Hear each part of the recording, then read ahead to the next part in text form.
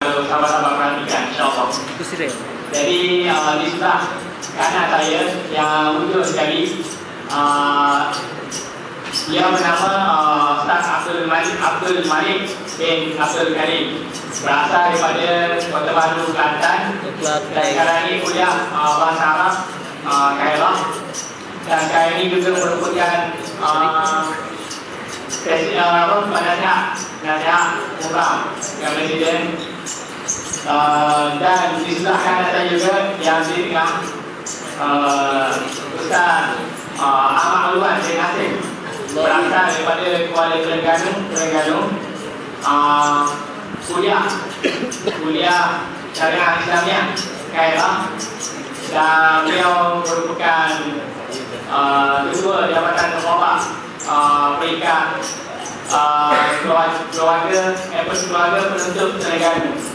Dan yang mana sama-sama Seri juga, kedua-dua ahli kita juga merupakan penulis kepada buku yang ada sama Seri Malu, Air Mata Sedia, yang insyaAllah depan ini buku tersebut juga akan diadakan ke Malaysia, akan terbit di Malaysia, insyaAllah. Jadi yang mana di sini pun ada lagi yang mana boleh tempat pendapatannya boleh dapatkan di belakang tadi, insyaAllah.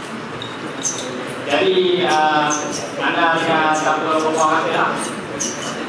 InsyaAllah dalam penggunaan bagaimana yang saya maklum, Raya Presiden telah pun berakhir, yang mana Dr. Ahmad Mursi diisytiharkan sebagai Presiden kepada Republik Arab Saudi. Dan kalau kita lihat juga seluruh dunia, sudah dikatakan seluruh dunia perhatikan untuk bila di atas kemenangan yang diperolehi oleh Dr. Ahmad Mursi, yang juga merupakan wakil daripada Ikhwan Muslimin. Dan dia suka Ikhwan Muslimin. Jadi wakil daripada Ikhwan Muslimin. Dan juga kalau kita lihat itu syarah yang mana tengah-tengah negara-negara ini, orang kata apa tu, pandang bulu lah. Kalau dia tengok dengan kemenangan Dr. Ahmad Mursi, contohnya Amerika dan juga Israel, contoh banyak negara-negara lain. Sebab apa? Mungkin sama dia boleh paling.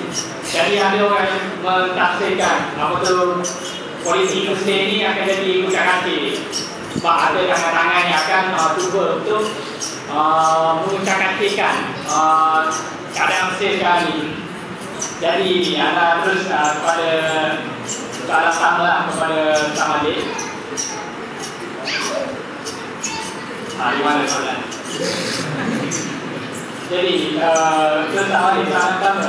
Boleh Ustaz tolong menjelaskan sedikit situasi politik Mesir sekarang ini, yang mana Dr. Ahmad Mursi sekarang ini telah menjabat jawatan sebagai Presiden yang kelima di bumi ini. Jadi boleh Ustaz ceritakan sebaliknya mengenai politik sekarang ini. Pada apa dalam bahasa Quran?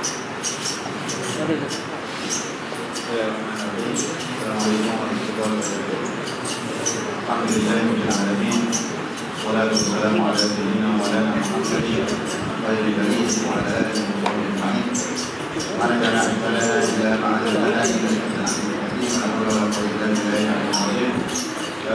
kepada mereka yang kena Ahmad Luan, Mursi, Senti, ini terima kasih lagi.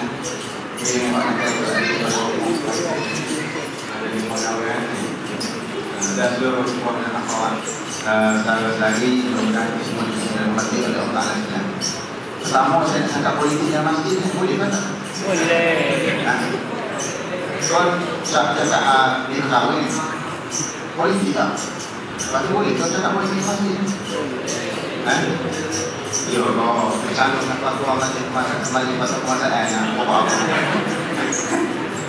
Sahabat semua, saya rasa oleh Ustaz Azri, insyaAllah dia akan dan bagaimana maknanya kita sudah belajar bagaimana Islam tidak pernah terpisah dari kehidupan kita seharian. Cuma pada tahun ini ada seilah dan Mesir ini telah lama dengan sekuler pemahaman yang dibawa oleh ulama Islam itu sehingga walaupun sudah Allah telah turun, tapi di sana ada lagi kabuk-kabuk yang masih lagi belum dibersihkan, ada khususnya di kementerian-kementerian.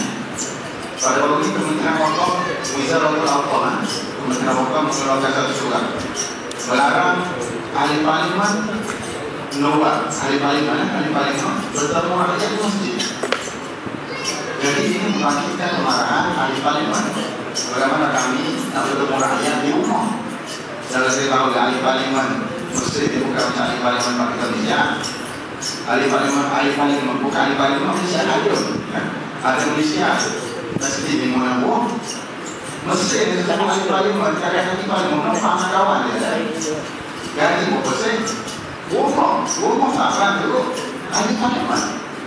Ada rumah ahli parlimen boleh. Jadi macam mana rumah seperti ini untuk mereka bertemu dengan rakyat. Saya dengan cara mereka nak bertemu rakyat di masjid.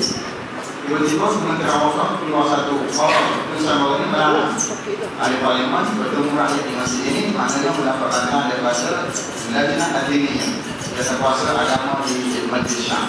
Sebagai contoh bagaimana keliruan yang berlaku dan saya harap tidak ada pengasihan. Bila kita cakap sama masjid, untuk pada apa yang berlaku pada zaman Nabi Muhammad SAW, bukankah semua di sana masjid menjadi pusat kegiatan maknanya pada umat Islam sekarang.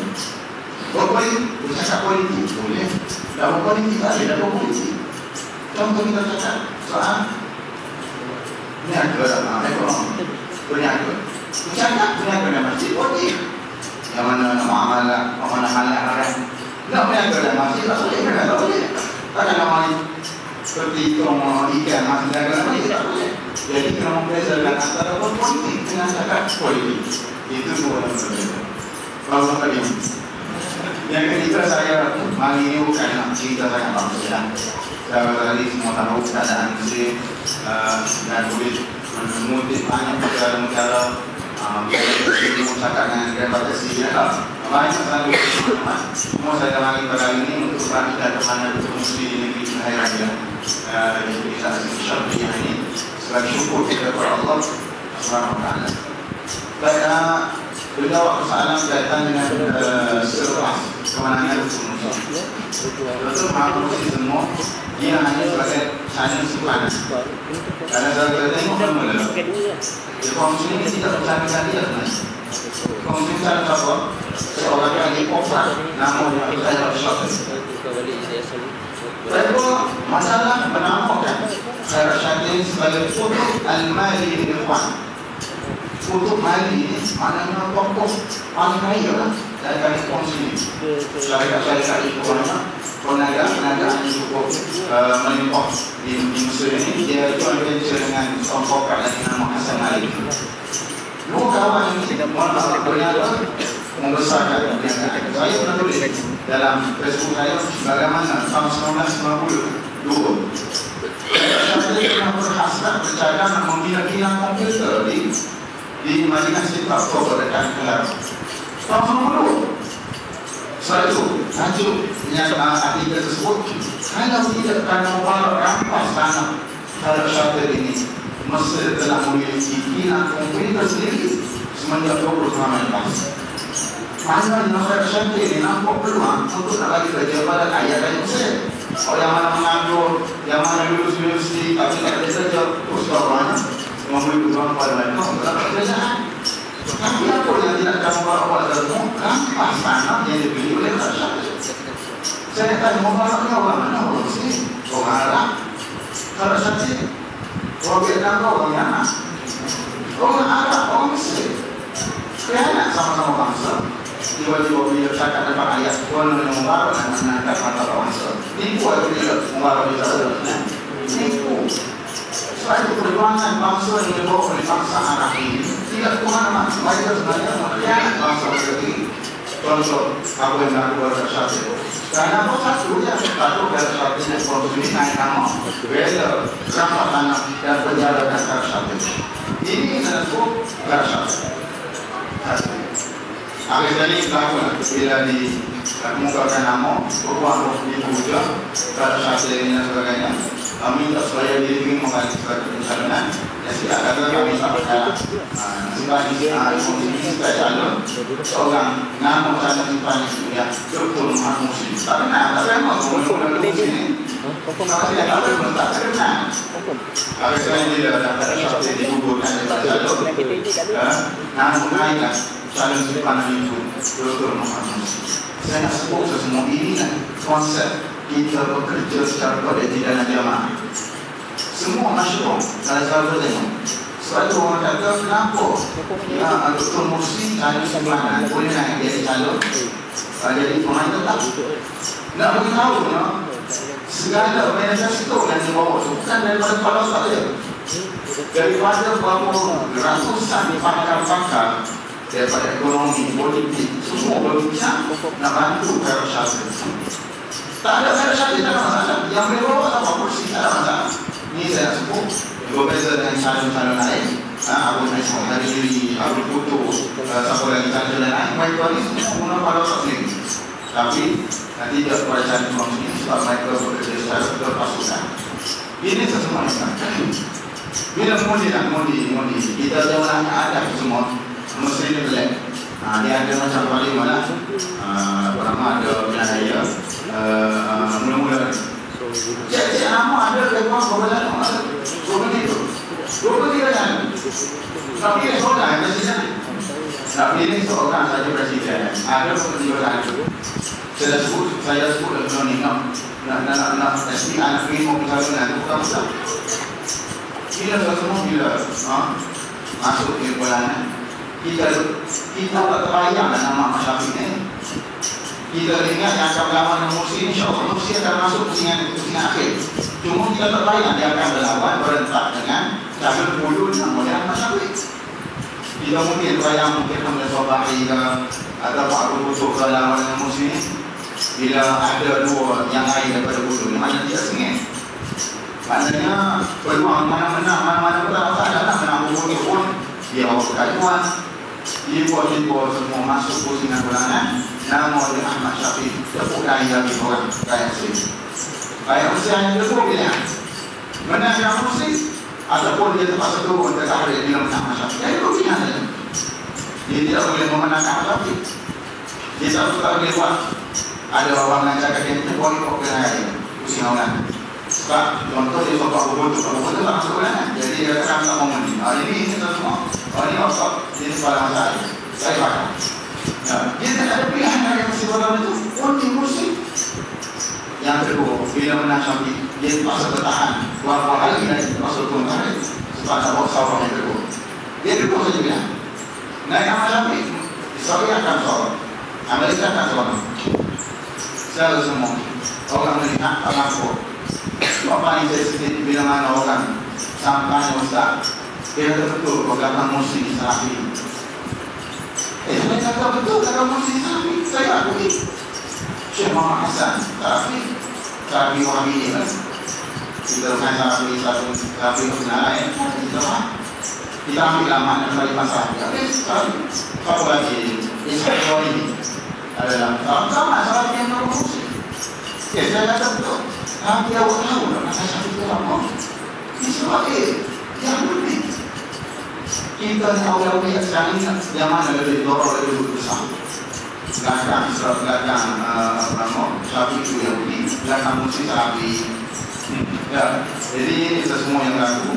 Akhir sekali menyebabkan tertolak dengan sendirinya paling tadi. Bila mana Ahmad Syafie buat pernyataan pelik-pelik selama saya tengok pelik-pelik. Saya tahu saya tengok atau beri pernyataan yang dikeluarkan daripada mulut Ahmad Syafie. Pertama dia nak hasapkan, nak masukkan silibus Al-Quran daripada sekolah. Ini besar. Nak hapuskan silibus Al-Quran. Sebab dia kata kita masyarakat majmuk ada Islam, ada Kristian. Kenapa tu? Ayat Quran dalam pengajian. Yang kedua, bila masalah tanya dia, bila awak menang ini wahai Tuan Ahmad Syafie, adakah awak akan pergi ke Israel bagi membina kembali hubungan Mesir dengan Israel? Apa jawab Ahmad Syafie? Bukan sahaja ke Israel, hatta lau azhab ila an-nar saya. Kalau saya terpaksa pergi ke neraka pun saya akan pergi. Sadar mana orang Islam, orang kafir ini? Apa sekali yang boleh tuan lah.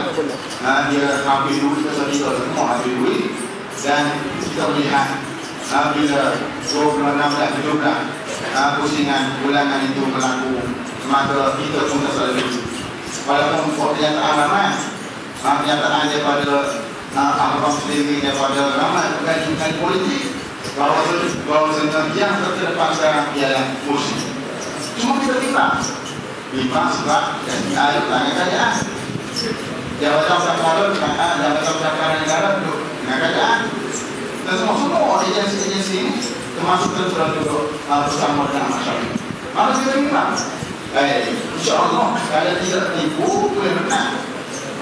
Saya semua di hati semua di sahabat-sahabat itu yang ada bimbang. Maka sekali ada belakang ada umum 16, 17 kompak lagi pasukan kempen muslim umum kami menang.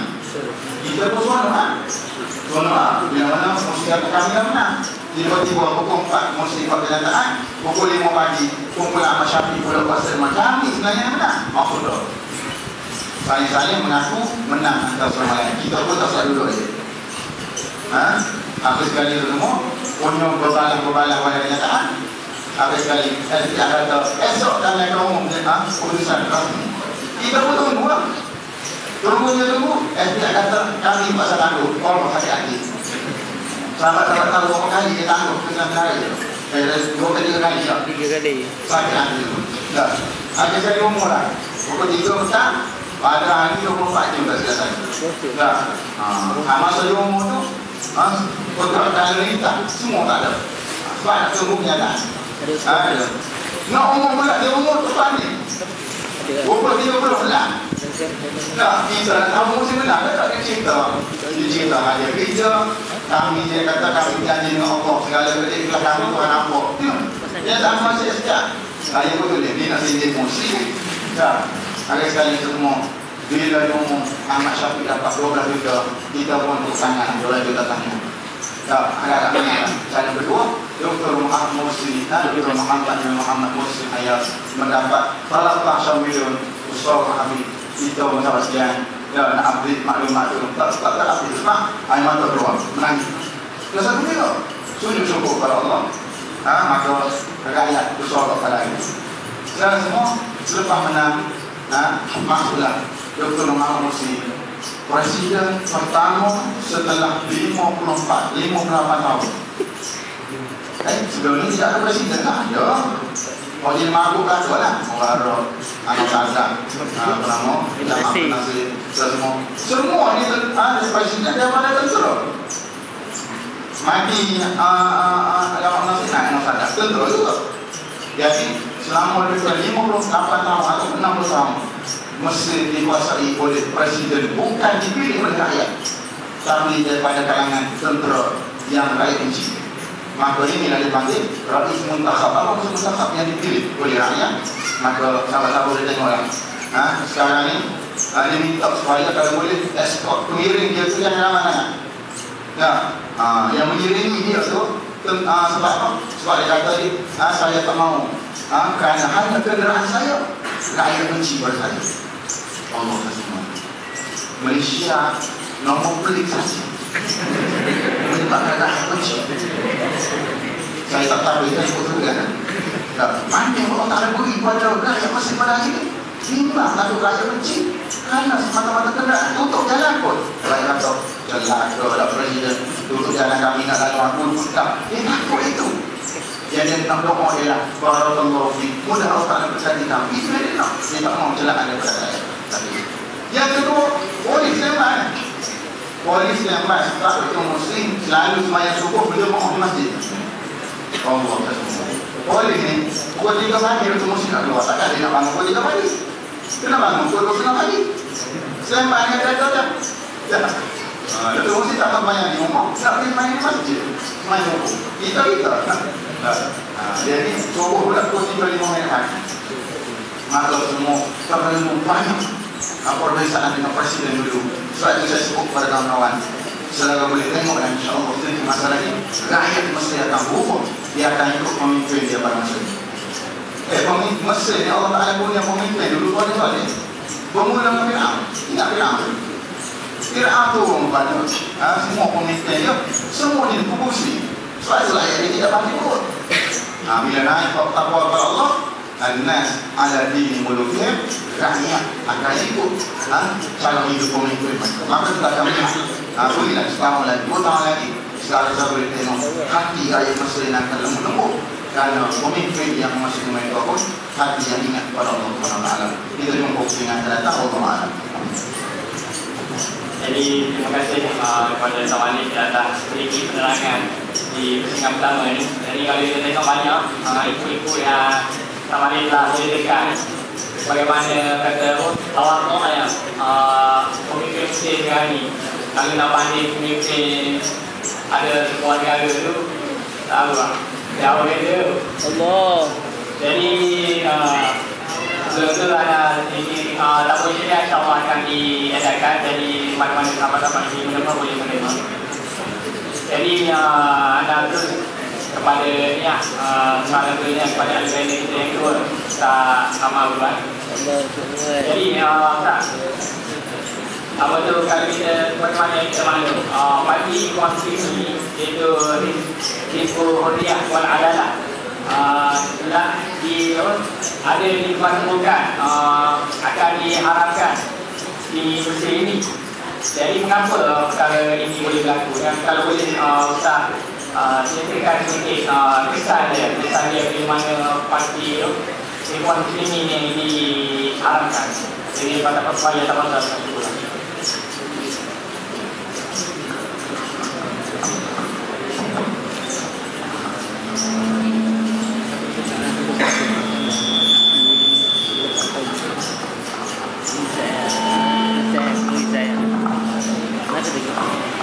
Bismillahirrahmanirrahim. Assalamualaikum warahmatullahi wabarakatuh.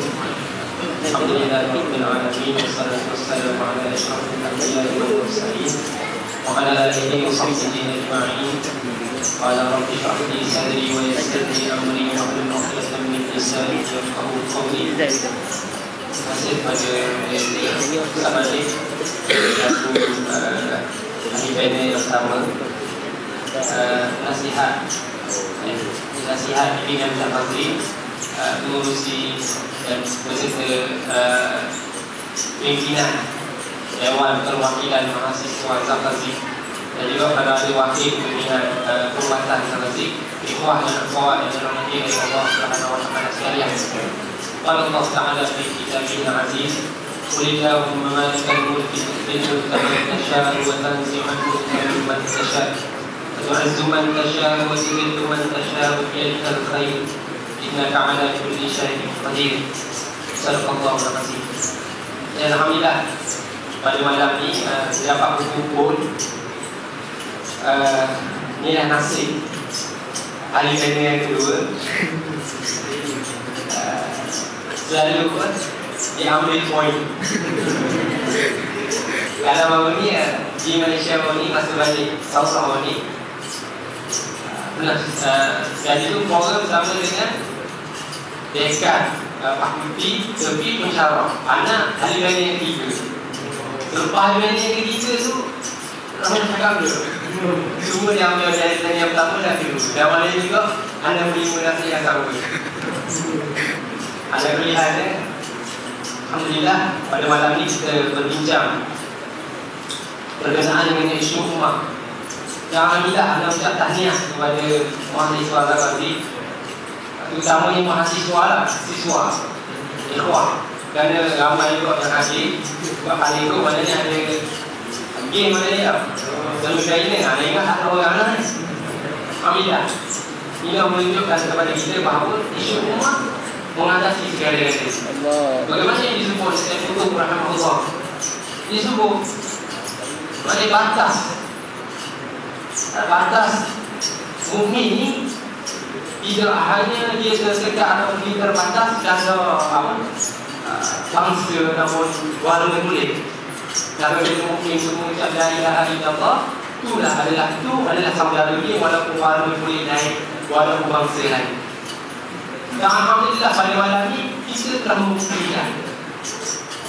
Ini satu ujianlah kepada antum semua.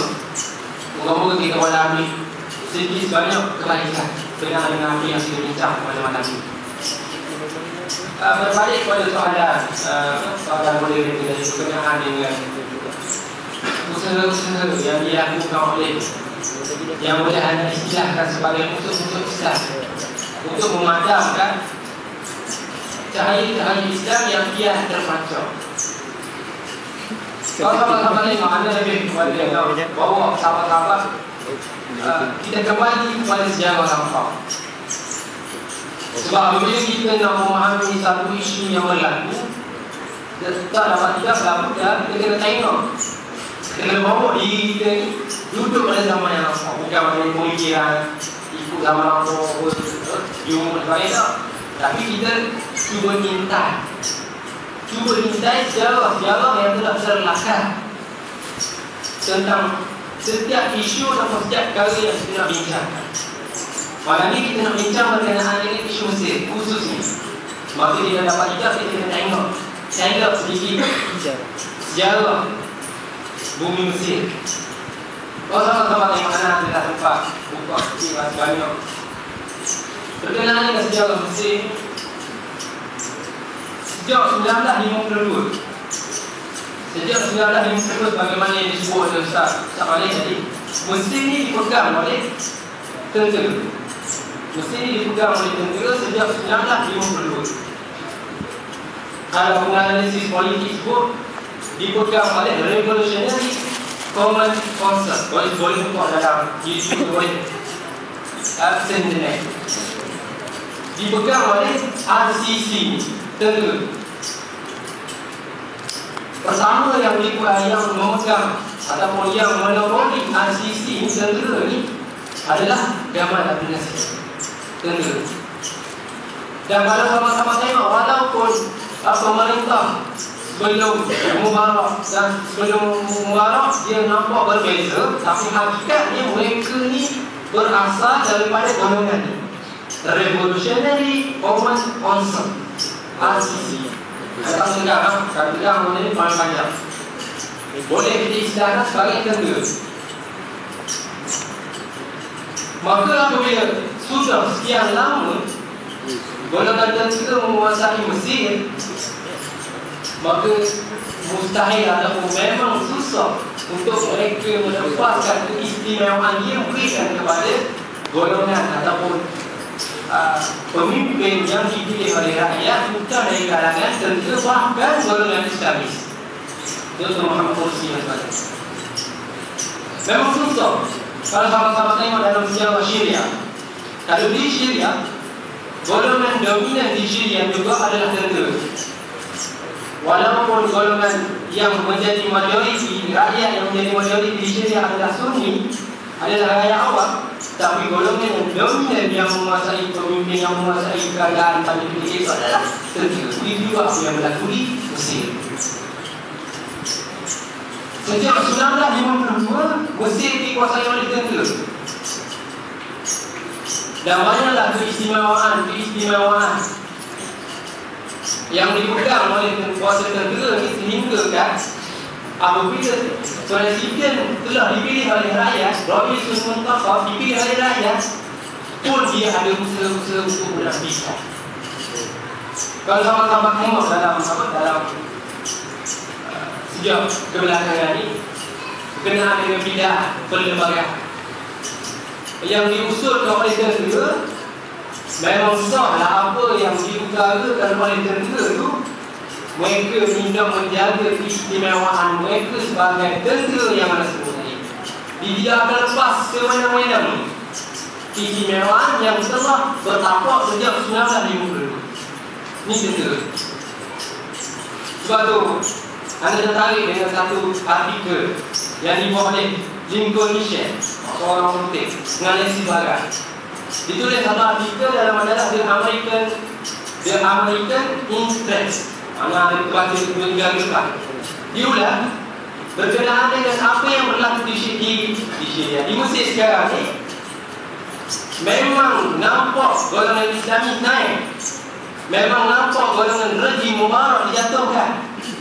Tapi jangan lupa masih ada keistimewaan yang masih tidak pada tahun 19 sekarang. Selepas naiknya golongan Islamis Erbakan di Turki pada tahun 1979, dia digulingkan oleh golongan tentera. Kerana selepas daripada Erbakan naik, kuasa yang ada pada tentera masih lagi banyak. Keistimewaan ini masih lagi banyak. Walaupun Erbakan menjadi pemerintah, tapi keistimewaan yang ada pada tentera masih ada. Masih ada. Ini yang berlaku di Turki. Dan sejak baru-baru ini pada tahun 2002, masih ada. Pada tahun 2002 pernah, jadi 2003 pernah berlaku satu cubaan untuk merampas. Kalau masuk misalnya saya bagi salah. Tapi ada dua yang kata. Di Turki pada tahun 2003 pernah ada satu cubaan yang dinamakan operasi Slash Hammer. Slash Hammer adalah operasi copot besi yang dilakukan juga oleh golongan tentera untuk menjatuhkan Residen Erdogan. Nah, sebutnya sahabat-sahabat, apa yang anda bawa sejarah ataupun benda yang berlaku pada Turki mungkin boleh berlaku kepada Mesir apabila pertandingan sebelum ini tidak dipandang ataupun tidak diambil berat oleh golongan Islamis khususnya Mesir. Yang ini berbalik kepada soalan. Oleh kerana golongan tentera di Mesir memang susah untuk melepaskan keistimewaan dia, maka mereka cuba untuk melaksanakan satu usaha untuk menggagalkan ataupun untuk mengharamkan golongan yang paling dominan, golongan Islamis yang paling dominan di Mesir, iaitu Ikhwan Muslimin. Selain daripada dia menuntut keistimewaan tentera, cara lain juga dia nak menghapuskan keistimewaan golongan Islamis. Dia nak hapuskan benefit atau dia nak hapuskan advantage golongan Islamis dengan menghapuskan cubaan untuk membubarkan Ikhwan Muslimin baru-baru. Dan kes itu akan dibawa di mahkamah pada Desember yang akan datang. September. Kita doakan supaya kes ini gagal. Tapi inilah usaha-usaha yang dilakukan oleh mereka. Dan ada orang sebut salah satu sebab kenapa mereka menggunakan ataupun kenapa mereka ni cuba untuk menggagal ataupun untuk mengharapkan Ikhwan Muslimin sebab mereka mengatakan bahawa golongan Islamis cuba merampas revolusi yang dibuat oleh golongan muda. Siapa yang kata macam ni, anda boleh katakan mereka ni tidak gagal, mereka gagal memahami sejarah. Ada yang kata memang orang cuba untuk hapuskan, untuk haramkan Ikhwan Muslimin. Sebab Ikhwan Muslimin ni dia hanya rampas revolusi yang dibuat oleh muda. Ada yang mengatakan begitu. Orang yang kata ini orang yang gagal memahami sejarah. Sebab apabila kita melihat kebangkitan Islam sekarang, kita jangan tengok hanya kebangkitan pada 2012.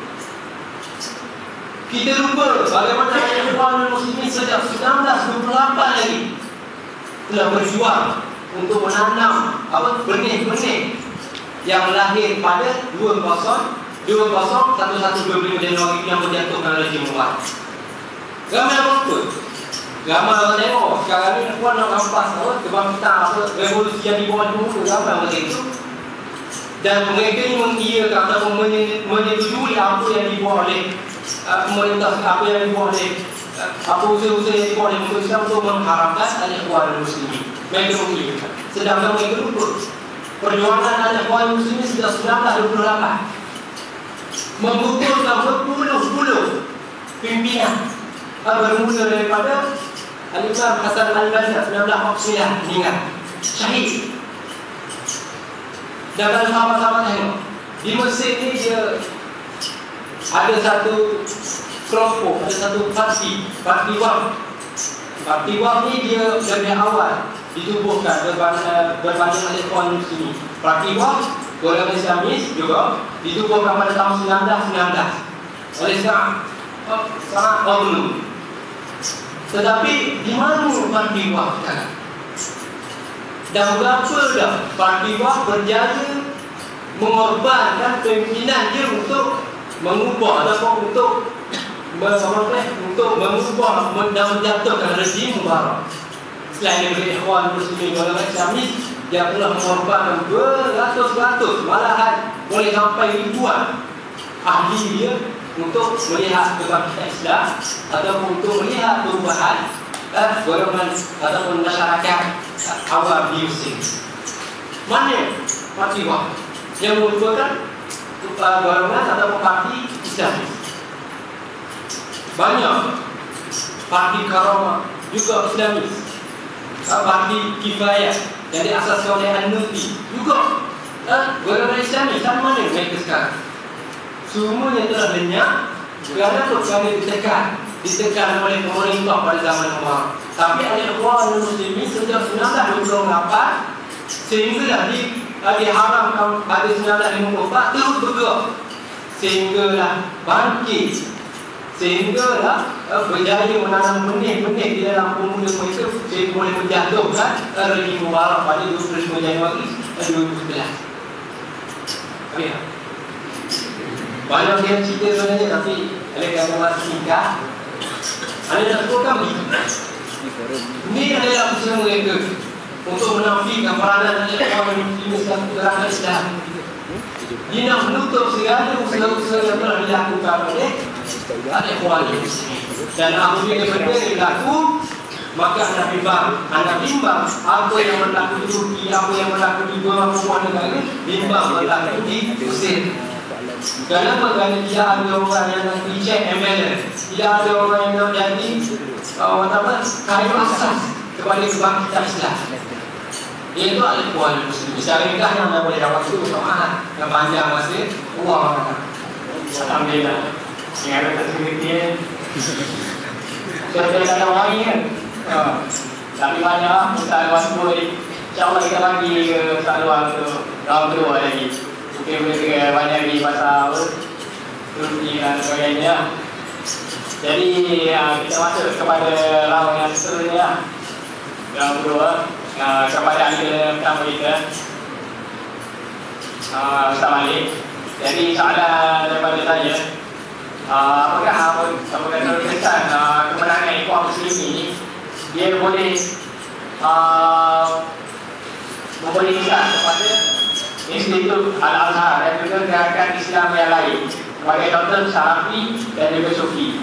Dan boleh juga Ustaz jelaskan sedikit mengenai janji ataupun manifesto Presiden Dr. Ahmad Mursi dan janji 100 hari selepas kemenangan beliau, di mana kita tengok banyak benda yang beliau letakkan dalam manifesto dia mengenai janji 100 hari yang beliau akan lakukan perubahan kepada Mesir. Jadi mungkin apabila Ustaz boleh jelaskan pada teman-teman.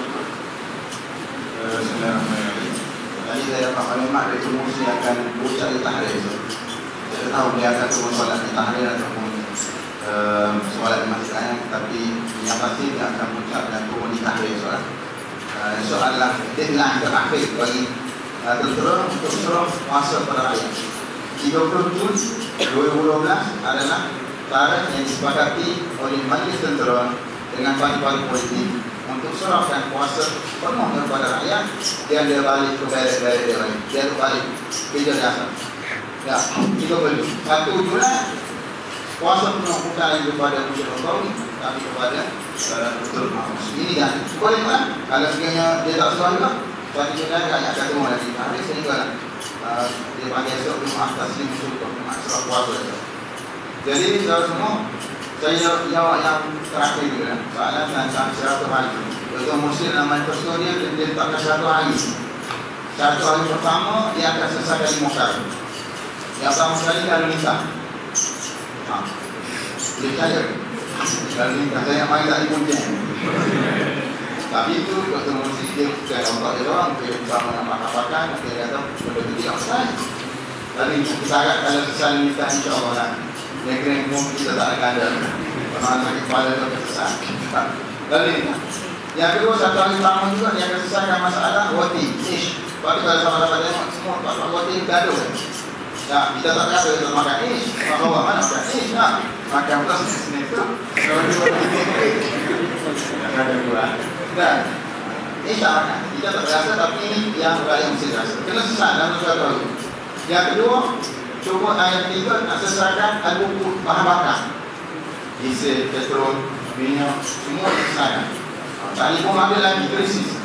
Krisis ini bukan krisis masih tak ada minyak. Sekarang ingat masih tak ada minyak lah. Minyak mesti itu ada tak ada. Minyak nak mengurus tak ada. Ada minyak layak je. Tak pengeluar minyak mana boleh tak ada. Siapa yang pakai je? Ketua syarikat CEO ni lah. Yang orang yang dilatih di Mubarak, dia lah yang pakai je. Tolong bagi duit kepada pemandu-pemandu ini. Jangan sampaikan minyak ke sesi minyak, buang di tengah jalan, buang di mana pasir dan sebagainya. Ini yang tidak. Tak ada tahu penemuan hasil dalam dia 3 meter, luar dia 10 meter di jalan Iskandarian. Hasil apa dia bukan hasil mandi ini, hasil minyak atau petrol dibuang di tengah mana pasir. Bilang kata dah keluar dah, sesi minyak kata tak sampai. Krisis yang melibatkan rakyat, minyak siapa tak mau, kereta semua duduk menggunakan petrol dan sebagainya ini. Ketiga. Yang keempat, krisis tentang nak selesai cuba dan kata hari ini selesai masalah sampah. Kita juga masalah sampah impossible. Tapi kita buat. Mungkin yang naik gaji anggota badan eksiden ini kan sebab baca sampah gaji berapa sen ya? Mungkin naik gaji semangat sikit kalau sampah tidak, maknanya akan selesai masalah sampah. Yang kelima apa? Siapa tahu?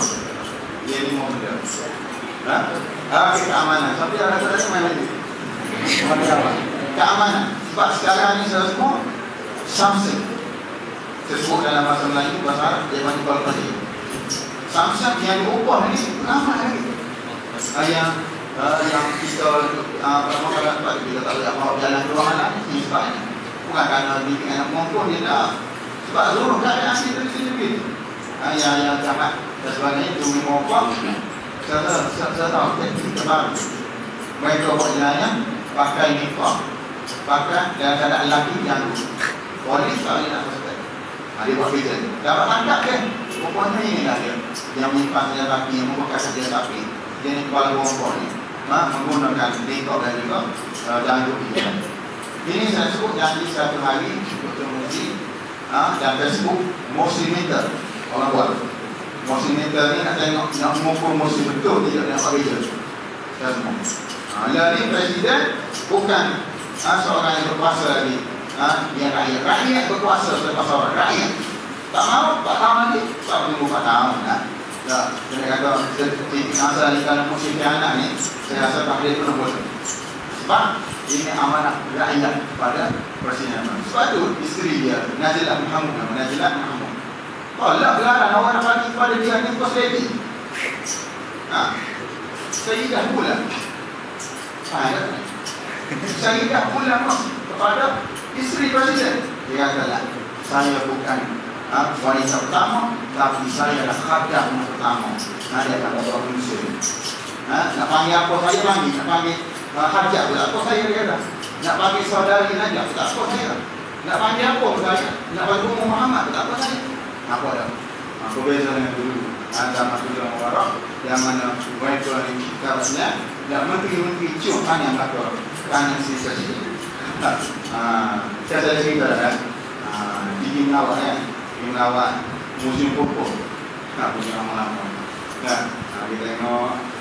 Jadi yang dia ni Sultan Mubarak ni adalah menteri pelancongan sebagainya. Tengok satu mahkota laman Raja Lama Osmania. Tulis atas tu SN. Apa ada? Dia ditanya menteri. SN ni apa maksud? Dia kata nama raja dulu. Raja dia apa nama? Raja dengan permasyuri. S Samihah M Malik. SN. Dia kata SN Samihah Malik. Dia kata ingatkan Sultan Mubarak. Esok menteri bawa mahkota tu, bawa dulu juga. Tunggu bagi hadiah. Keluar nak sebut nama perintah mari dah. Itu zaman dulu telah berlalu lagi. Sekarang semua ini satu hari yang kita tengok ukuran kepada prestasi ini. Secara sekali ini adalah tempoh percubaan. Bukan sikit hari mungkin berlaku, kita tak mau berlaku macam dulu nak rampas kuasa balik, tentera rampas atau ini kita tak mau. Sebenarnya menjawab soalan berkaitan dengan Al-Azhar ataupun isu berkaitan dengan Ikhwan Salafi. Semua suatu saya sebut selepas daripada revolusi yang paling cepat selepas daripada masuknya calon Bulu ni nama masyarakat. Bulu ni Sakibaki kedua ni. Sakibaki orang baru. Antaranya adalah yang paling penting Ahmad Syafiq saya sebut tadi. Yang keduanya Amrul Musa. Masuk dua orang ni dalam 23 calon tentera presiden itu, maka semua rakyat Mesir sudah popular lagi. Maka ini akhir sekali golongan Salafi ini buat satu statement. Kita hanya ada dua aliran sekarang di Mesir. Satu namanya aliran Islam, satunya aliran sekuler. Kita nak masuk ke mana? Kita Salafi. Dia nak masuk aliran Islam kan atau Mesir? Nak masuk dalam aliran Islam, kita akan bersama Tuhan, kita akan bercanggah pandangan dengan mereka berkaitan awawan, berkaitan dengan komunis. Kita nak bilang ataupun kita nak bersama dengan golongan aliran sekuler ini yang mana pom-pom, tak pakai duduk, pluralisme dan sebagainya ada dalam kumpulan. Kita nak masuk ke mana? Maka tidak ada pilihan bagi Salafi pecahkan mata walaupun di sana ada khilaf pandangan. Tak pandangan cicitnya tak hukum komunis itu dulu. Ya, kita nak masuk mana, maka kita terpaksa bersama bagilah peluang kali ini bersama dengan Tuhan. Tolak golongan sekuler ini yang mana sekuler ini merupakan masyarakat. Ada pula satu tempat itu tidak ada istilah Salafi ataupun Ikhwan selepas daripada itu. Karena mereka berada dalam kelompok Islam. Golongan pandang pelakon, kalau dapat tengok pelakon, pemuzik, etis. Bahawa ini ketua etis di Inggeris, kalau saya tengok orang Mesir. Buat kenyataan juga, saya mengambil Ahmad Syafiq. Lepas etis. Tidak pernah Allah Ta'ala, tidak ada Tuhan bersama dengan Ahmad Syafiq. Jadi, ini merupakan ukuran Islam kebanyakan yang masuk sudah saya ataupun ukuran Islam. Ada, cuma yang sedih ada berapa, kalau sama tengok, bahawa ini golongan sufi. Tasawuf, mungkin mereka melihat masalah Al-Azhar. Sebab itu saya dah sebut tadi, belakang musik itu ada Salafi. Sekarang ini di belakang Al-Azhar adalah golongan Israel. Jadi yang mana kita nak takut masalah yang besar? Maka macam mana masalah bahawa saya tak apa kita mendapat masyarakat. Setengah saya ulang lagi. Setengah masyarakat tarikat semua. Antaranya ada satu tarikat ini menumbuhkan parti namanya Hizbul Sufi Al-Masjid, Hizbul Sufi Al-Jadi, nama parti Sufi baru. Jadi ditubuh parti ini, parti ini tidak memberi sokongan kepada Ahmad Syafiq. Jadi ini yang orang lihat keadaan. Jadi semua bila berbalik kepada soal berkaitan dengan Al-Azhar, selepas daripada Sarawak revolusi, Al-Azhar bebas mengkritik kerajaan pada ini. Terutama kali sebagai Syekh Pasrah nak kritik berkaitan dengan zaman Mubarak. Atau dia memberi sokongan revolusi di Syria, memberi sokongan revolusi di Libya dan semua kaitan cara yang berkaitan. Yang saya nak sebut yang terakhir yang harus ini ialah berkaitan dengan undang-undang kanun untuk nak memperbarui balik Al-Azhar. Ini ramai orang salah faham. Ramai orang tanya saya, Ustaz, betul Ikhwan yang Salafi pakat kerja Al-Azhar? Saya sahabat-sahabat Wasan, saya tanya balik, awak ambil semua mana? Semua daripada mana awak ambil ini? Dia kata hanya Musabi. Nasib baik tak ambil hanya Munasyid. Sampai nasyid. Sekarang tahu siapa orang ini hanya Musabi. Selepas daripada revolusi, surat khabar ataupun akhbar, memang media ini memang bersih sokong kepada kumpulan revolusi rakyat. Tetapi mereka menyokong kumpulan revolusi rakyat yang bukan kumpulan Islami. Dia masih lagi menjadikan kaum muslimin dan juga kumpulan Islam sebagai musuh. Dia tidak akan bawakan cerita berkaitan kaum muslimin. Dia tidak akan cerita kat kumpulan Salafi sebab dia melihat kumpulan Islam tadi macam sahabat satu cabaran ancaman kepada negara Mesir. Maka ayat Musa kita tolak, Masriyah kita tolak, Al-Haram tolak sedikit. Tolak daripada mana? Tolak berkaitan cerita kaitan dengan ikhwan muslimin. Ada pun yang lain itu boleh ambil. Ada pun ikhwan muslimin yang ambil sumber ya. Ikhwan ada. Siapa ulama ada. Boleh baca. Dan pasti boleh ada. Jadi ini saya sebut sumber dengan saling sumber. Jangan kali-kali terbaik. Saya tengok bahawa di kawasan ada satu pengakuan dia buat seorang pemuda mengaku menerima 4,000 dinar daripada kumpulan Ahmad Syafiq supaya buat khabar ini dalam grup Facebook, dalam Twitter, dalam kumpulan grup-grup dalam internet. 1 bulan dibayar 4,000 dinar. Seorang baru pemuda supaya buat khabar ini. Kalau keluar khabar ini belak-belak tu, ikhwan nak keluar terusan suai dengan ikhwan ni bunuh rakyat di Tahrir masa Saurah kan. Benda sama sekali tak, tapi dia buat untuk nak bagi rakyat melihat ikhwan yang jahat. Maka dia buat khabar-khabar ni tu, pemuda kata saya terima 4,000 ni sebulan. Saya baru tahu kan? Tak dikira orang lain. Dia kata dia mengaku dia ada 15 rekod Facebook. Buku ni kata ni, buku rekod ni kata benda yang sama. Jadi 15 kali kata betul apa maknanya? 15 ekor Facebook untuk nak kumpulkan muslim. Baru benar berhati-hati dengan kita tak habis ambilnya. Dan saya nak sebut berkaitan dengan undang-undang betapa Al-Azhar ini perlu dikembalikan kegemilangan. Dari gemilang dah. Cuma nak bagi gemilang sikit kan. Antara yang pertama dicadangkan baru ini undang-undang supaya dilantik Syekhul Azhar ini melalui pemilihan. Sebelum ini dilantik Syekh Azhar ini kerajaan. Anak kerajaan lantik tak bagi dua nama. Mubarak kata pun ini. Okey, maka dia lantik. Tapi selepas ini tidak boleh dari itu kerajaan presiden tidak boleh sama tangan soal pemilihan Syekh Azhar. Siapa yang lantik dia? Nama dia Hay'ah Kibarul Ulama, iaitu satu kumpulan ulama-ulama yang dikira. Baru ini dah keluar nama 21 nama ulama yang masuk dalam Hay'ah Kibarul Ulama yang pilih Syekh Azhar. Sampai yang duduk Hay'ah Kibarul Ulama, Dr. Subaro. Siapa yang duduk dalam Hay'ah Kibarul Ulama, dia bilang Dr. Nasrul Wasil pertama. Dr. Ali Jumat. Kedua adalah lelaki ataupun syekh-syekh yang kita percaya. Maka kalangan mereka ni yang akan nanti Syekh Azhar kembali. Ini yang pertama. Yang kedua, cadangan supaya jabatan mufti dan juga menteri wakaf duduk di bawah Syekh Azhar. Menteri di bawah Syekh Azhar. Hebatlah apa ni? Dia sekarang ni mufti duduk mana? Saya kata mufti duduk di bawah Kementerian Keadilan. Mufti duduk bawah menteri. Boleh? Tak boleh lagi sekarang. Okey, menteri wakaf ke mana? Menteri wakaf duduk bawah pada Perdana Menteri. Bawah Perdana Presiden. Okey, selepas ini tidak ada Syekh Azhar sebagai ketua, timbalan dia akan mengambil hal wakaf masalah, menjaga Menteri Wakaf, yang kedua menjaga hal wakaf mufti ikan. Maka dua jawatannya berada di bawah umum Syekh Azhar. Ini maknanya semua nak bagi membalikan Hay'ah Kibarul Ulama ini. Sehingga saya baca baru ni mereka nak mencadangkan kepada Al-Azhar supaya kalau boleh presiden angkat sumpah depan Syekh Azhar. Tapi caranya ditolaklah sebab banyak kaitan dengan undang-undang sebagainya. Jadi semua ini berkaitan dengan sebab itu kalau melihat memandang bahawa sekiranya betul mesti kuat mengenai lepas balik ini, jangan kita cepat kata bahawasanya habis dah habis lepas balik mahkamah konstitusi bagi nawak dah.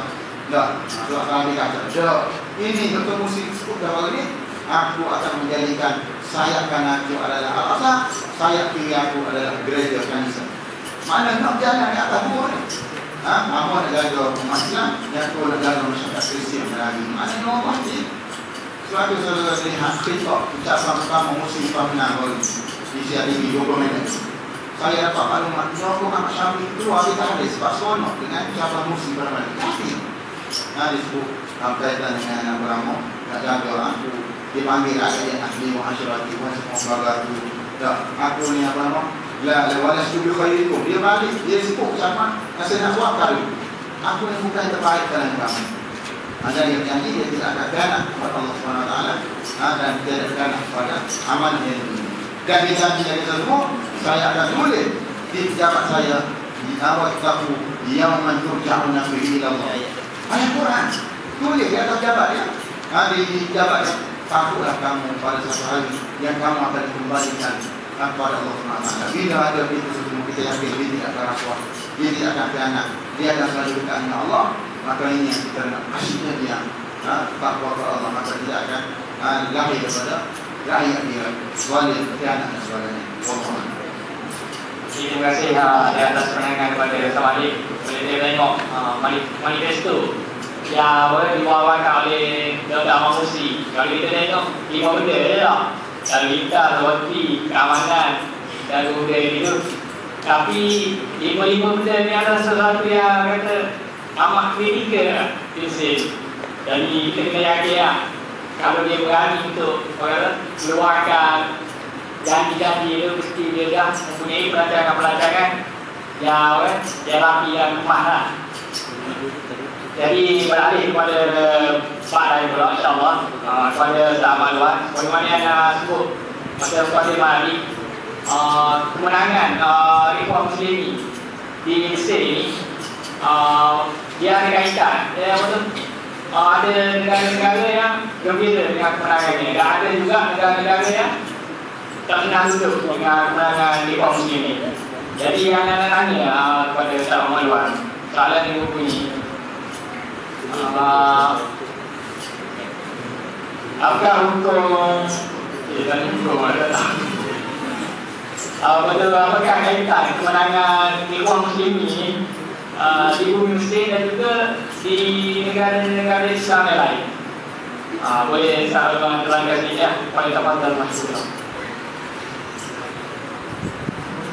Assalamualaikum warahmatullahi wabarakatuh. Berkaitan dengan soalan yang insyaAllah kami masih tanya lah. Yang kedua ni sebab ada masih panjang. Sahabat-sahabat, itu ada undang berkenaan dengan soalan yang ditimbulkan oleh Bertus Bandar ini. Memutuskan bahawa satu wacana, satu pembawakan, kita boleh katakan sebagai satu fitnah yang pernah ditulis oleh seorang analisis politik barat yang berada di US pada ketika itu. Dia tulis satu artikel berkenaan dengan pasca 911. Itu nombor rekod apa kan? Ditulis. Kalau saya naik untuk kongsikan malam ini, ditulis wacana pasca 911. 911 merujuk kepada peristiwa 11 September yang mana bangunan ataupun orang panggil apa satu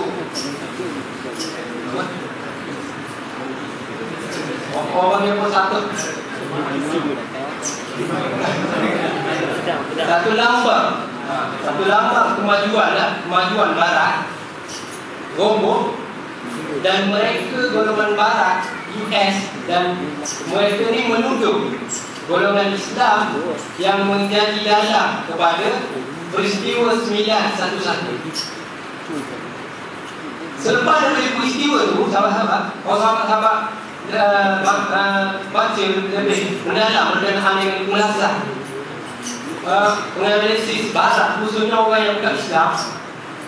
Mereka menghujung selepas berlakunya 911 ni, mereka mengatakan bahawa golongan Islam ini sebagai golongan teroris. Hebat pada ketika itu umat Islam dihujung, difitnah. Nampak orang pakai kopiah, nampak orang pakai jilbab, teroris. Islamofobia di barat. Dan dalam artikel itu disebut seolah-olah umat Islam pada ketika itu memang dipandang buruk oleh orang bukan Islam, khususnya di barat. Selepas daripada itu, selepas beberapa tahun daripada peristiwa 911 tersebut berlakunya Mesir khususnya dia kerana peristiwa khususnya 911 itu yang menyebabkan orang Islam dipandang gini teroris dan sebagainya sehingga orang takut untuk mereka Islam. Sama-sama dia Allah Subhanahu wa Ta'ala sekalian. Selepas naik negara Islamis khususnya di Mesir, masyarakat awam khususnya golongan skeptik, golongan yang hanya memandang keduniaan dan tidak meletakkan Islam sebagai penyelesaian, seolah-olah boleh menerima apa yang dibawa oleh golongan Islamis. Kalau kita tengok film-film ni, susah untuk golongan Islam meletakkan ataupun untuk ikhwan muslimin di Mesir khususnya untuk melaksanakan ataupun untuk memberi satu kepercayaan kepada masyarakat. Kadang-kadang sebuah ikhwan takut nanti takut orang lain potong tangan kan, api semua benda tutup ke apa, ketakutan. Tapi apabila selepas daripada naik yang golongan Islamis, sedikit demi sedikit ketakutan ini berjaya di tepi ataupun berjaya diperbetulkan oleh golongan Islamis yang berjaya memerintah Mesir khususnya walaupun dalam masa kejap. Sama-sama juga berjaya dalam Allah SWT. Kalau sama-sama tengok di Mesir, tadi di Mesir, anda nak kaitkan dengan apa yang berlaku di Tunisia. Di Tunisia juga sama. Apa yang berlaku di Tunisia juga sama dengan Mesir, iaitu golongan pemerintah yang zalim, rejim, mengintah dengan lama. Tetapi selepas daripada berlakunya kebangkitan rakyat, golongan Islam diberi tempat untuk memerintah negara. An-Nahdha di Tunisia mendapat kemenangan yang begitu selesa. Kalaulah kita fikirkan secara logik, mustahil ataupun memang susah untuk mereka memecah tembok masyarakat khususnya di Tunisia. Tapi mereka mendapat tempat di hati rakyat. Begitu juga di Mesir, mereka mendapat tempat di hati rakyat. Kenapa? Kerana gerakan Islam ataupun golongan Islamis pada ketika ini sudah bercakap dengan sesuatu yang boleh dipahami oleh rakyat. Macam mana anda terang? Takut panjang kalau masa habis banyak.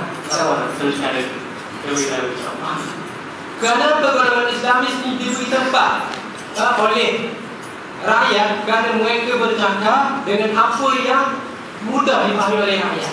Sebagai contoh, Mesir masa awal Ikhwan Muslimin bawa manifesto, dia kata dia akan melaksanakan Daulah Madaniyah. Kalau di Malaysia negara berkebajikan dan sebagainya, asasnya Islam, tapi pembawakan ataupun penceritaan yang dibawa oleh gerakan Islam mudah untuk dipahami oleh masyarakat. Kerana itulah umat Islam, masyarakat mudah menerima apa yang dibawa oleh gerakan Islam, khususnya di Mesir, di Tunisia dan sebagainya.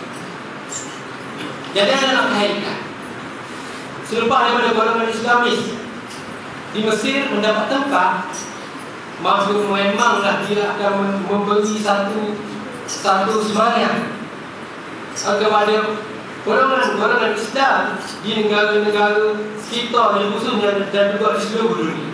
Dia akan memberi satu semangat, satu suntikan semangat, dan dia boleh menjadikan boleh dijadikan satu contoh bagaimana gerakan Islam, bagaimana pembawakan yang mesti dibawa oleh gerakan Islam supaya masyarakat boleh menerima apa yang disampaikan oleh golongan Islam. Kalau tengok sebelum-sebelum ni, kalau yang anda sebut, kadang-kadang golongan Islam betul apa yang dia sebut tu berkenaan dengan Islam, tapi tidak sampai kepada masyarakat, sehingga masyarakat tidak dapat memahami apa yang dibawa oleh golongan Islam, sehingga masyarakat menolak golongan Islam dan tidak mendapat tempat di hati masyarakat. Dan selepas sejak beberapa ini, lepas Arab Spring anda tengok, anda lihat benda ini sudah berubah. masyarakat sudah mula untuk mengenal apa ataupun mula mengenal apa yang dibawa oleh golongan Islam. Ini satu petanda yang baik, satu petanda yang baik kepada kita, kepada orang Islam, untuk kita tunjuk kepada masyarakat, kepada orang awam khususnya tentang apa itu Islam, dengan cara yang telah ditunjuk ataupun dengan model yang telah ditunjuk oleh gerakan Islam di Mesir, di Tunisia dan sebagainya.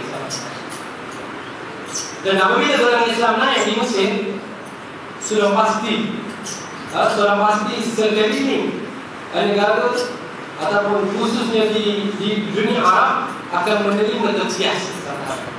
Sahabat-sahabat tengok, anda pernah baca satu artikel yang ditulis oleh walaupun anda tidak bersetuju dengan artikel ini, tapi anda nak lontarkan dan menunjukkan bahawa golongan barat mengakui berkenaan dengan perubahan yang berlaku pada golongan Islam, iaitu berkenaan dengan pasca Islamisme. Anda tak setuju dengan istilah pasca Islamisme, sebab Islamisme ni seolah-olah menunjukkan bahawa Islam itu adalah Islam. Tapi apa yang dibawa oleh orang yang membawa istilah pasca Islamisme ini juga istilahkan. Dia kata bahawa sekarang ni gerakan Islam sudah menerima mendapat tempat di hati masyarakat, kerana mereka boleh bercakap dan kena dengan hati masyarakat. Di mana golongan Islam bercakap, masyarakat diterima berkenaan dengan keadilan, berkenaan dengan kebajikan dan sebagainya. Dan begitu juga apa yang berlaku di Mesir, apa yang berlaku di Malaysia, semua ni disebut oleh disebut oleh Hasil Bayat dalam artikel ini berkenaan pasca dan Islamisme, bahawa golongan Islam telah mendapat tempat. Dan Mesir, bagaimana rasa Mesir merupakan satu lagi negara, satu lagi contoh kepada gerakan Islam, satu lagi contoh kepada umat Islam, supaya bagaimana nak mendekati masyarakat dengan cara menceritakan berkenaan Islam mudah dipahami oleh golongan-golongan masyarakat awam. Sama-sama dilawani oleh Allah Subhanahu Wa Taala sekalian. Anda pernah baca satu status Facebook dalam Facebook lah. Dia letak gambar Barack Obama. Mungkin sahabat-sahabat pernah tengok. Barack Obama pegang buku berkenaan dengan The Post American World. Anda tak baca dulu. Barack Obama pegang buku The Post American World. Anda pun seru. Apa itu buku The Post American World? Buku The Post American World ni yang ditulis oleh orang India yang beragama Muslim, yang Islam. Dia menceritakan berkenaan dengan sangat-sangat kejatuhan Amerika, dan selepas daripada jatuhnya Amerika, golongan Islam khususnya di Timur Tengah akan mengambil tempat sebagai kuasa besar dunia. Dalam buku itu diterang tiga peringkat Amerika, peringkat Amerika dalam masa 500 tahun. Peringkat yang pertama Renaissance, itu Amerika mula naik. Peringkat kedua Amerika menjadi kuasa besar, dan peringkat ketiga Amerika akan jatuh, dan golongan yang menjadi kuasa besar dunia adalah golongan Islamis di Timur Tengah. Dalam buku itu sebut berkenaan dengan sekarang ini. Dan bagi anda benda itu tak mustahil. Bagi anda benda itu tidak mustahil. Kenapa? Kerana sebab-sebab yang anda sebut pada awal tadi. Masyarakat Islam sudah menerima. Masyarakat Islam sudah menerima Islam dengan sebab golongan Islam ini sudah mendapat tempat. Dengan cara golongan Islam ini mudah menceritakan berkenaan apa itu Islam dengan bahasa yang mudah dipahami dan diterima oleh saya. Dan benda inilah amat dikatakan oleh Islam. Dan kalau sama-sama baca dalam berkenaan dengan sifat-sifat Islam murni, iaitu bercakap sesuai dengan keadaan, ataupun Islam bersifat fleksibel sesuai dengan keadaan. Dan benda inilah yang boleh kita ambil ibrah, yang boleh kita ambil daripada apa yang berlaku di sekeliling kita. Kebiasaan anak kalau kita nak memahami satu perkara, kita jangan memahami perkara itu secara faham tu je. Faham AA je lah. Kita kena faham apa kelebihan dia, apa yang kita boleh ambil daripada A dan sebagainya. Dan kita tengok kalau kita ayat sekarang ni dari dunia A. Jangan kita sekadar tengok bagi orang mati. Tidak. Kita kena tengok apa yang boleh kita ambil pengajaran. Dan bagi anda, antara pengajaran terbesar yang boleh kita ambil yang mana sebut. Oleh kerana itu, wacana yang tersebut tadi 911 itu terhapus serta-merta. Umat Islam telah diterima oleh masyarakat dunia, khususnya orang Islam, orang yang takut dengan Islam sebelum-sebelum apa dia orang jangan saya setakat je lah. Mana bagaimana yang puan begitu lah. Korang ni memang dia menzalimi yang benda sebenarnya. Sama ini saya setakat je lah. Assalamualaikum warahmatullahi wabarakatuh. Jadi terima kasih kepada Ustaz Wan di atas penerangan. Kalau kira banyak itu kan dia nak beritahu, tapi maklumlah masa mencemburui kita. Jadi sebelum kita masuk kepada orang yang sebelumnya, InsyaAllah kita akan adakan sedikit tayangan. InsyaAllah sedikit tayangan bagi politis. Kalau Kristen sama-sama siap. Dan insyaAllah kali ini kita akan ada soal jawab bersama sahabat Malaysia, insyaAllah. Jadi rakan dia boleh untuk menaikkan video. Tahu dia dari jamaah dah. Tapi kami semua orang Kristen. Tahu yang beliau ini bagi kan dari jamaah tadi sebagai presiden bagi dipanggil. Jadi sebetulnya ada ni dengan masa yang ada sedikit ni, kita buka sedikit soalan daripada sahabat dan sahabat untuk diadukan kepada ahli-ahli kita. Kalau boleh soalan itu boleh tuju kepada ahli-ahli, terus tuju kepada ahli-ahli yang mana. Tak balik semua tak keluar. Jadi ada terbuka dalam sekitar 2-3 soalan. Jadi kalau yang kita tanya ni kalau boleh tuan.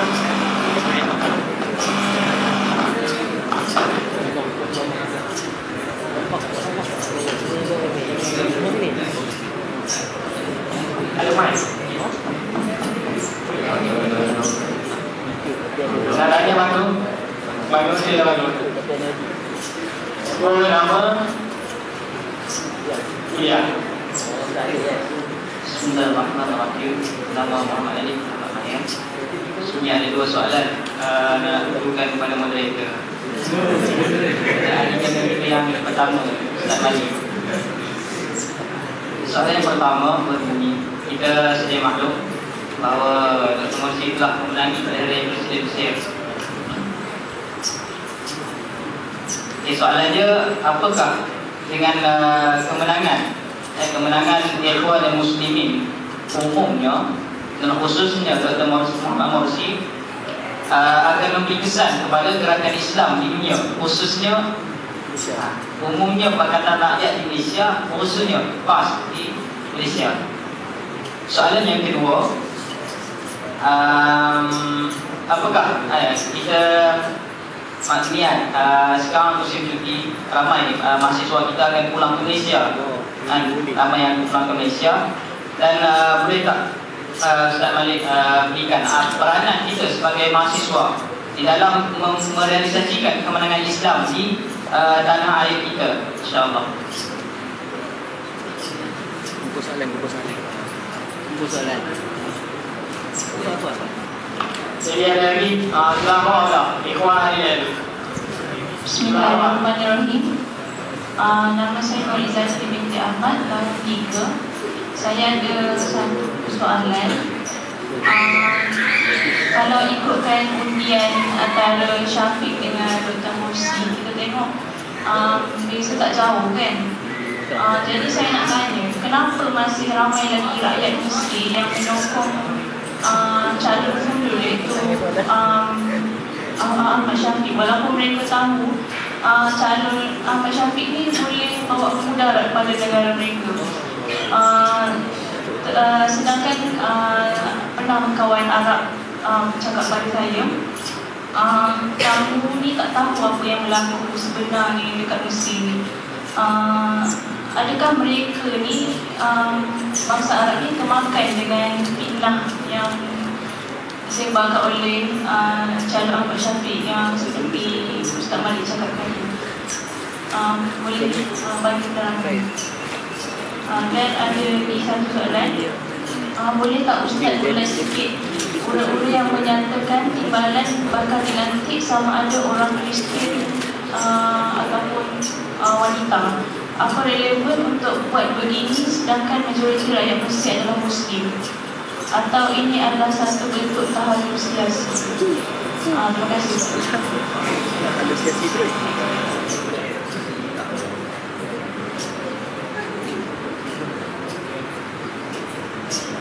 Lagi lama-lama yang bertanya, kena bagi luar cik.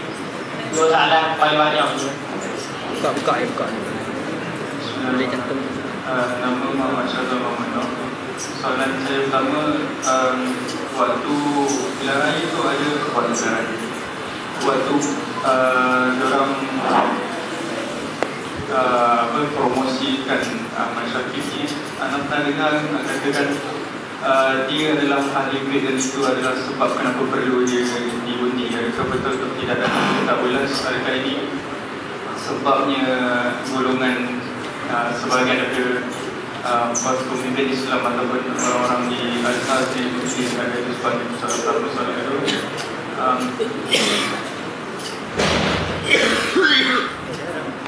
Kita tengok tentera, polis dan sebahagian pulih seolah-olah masih lagi memerintah, seolah-olah masih lagi memerintah Mesir dengan tangan-tangan belakangnya Yahudi dan Zionis dan juga Amerika Syarikat. Dan tadi Ustaz ada jelaskan ada kemungkinan pergolakan. Jadi setakat ni pada Ustaz sendiri ataupun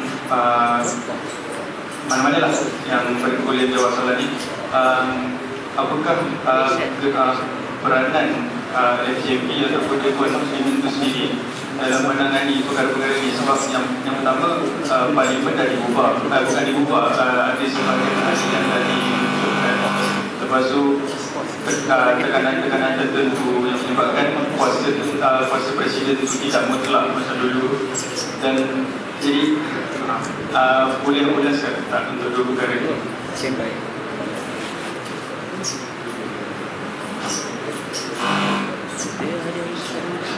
Bismillahirrahmanirrahim. Sebelum itu adalah ucapan selamat datang kepada semua di Medan. Soalan sebelum ada sebut soalan, kita boleh kata semua yang hadir pada malam ini insya-Allah rasa gembira dengan kemenangan Dr. Mursi Muhammad Mursi. Dan sebaliknya rasa ramai di kalangan kita ni menolak hulu lah, kalau kita kata hulu. Jadi di Mesir ni orang kata hulu ni berapa, tapi di Malaysia ramai orang kata tak boleh hulu di Malaysia. Hulu ni sebenarnya hulu juga di Malaysia. Jadi anak hidup Ustaz Malik ataupun Ustaz Ulwan untuk tidak hulu di Malaysia ni tak boleh. Kalau UMNO ya UMNO, jangan takut. Wallahualam.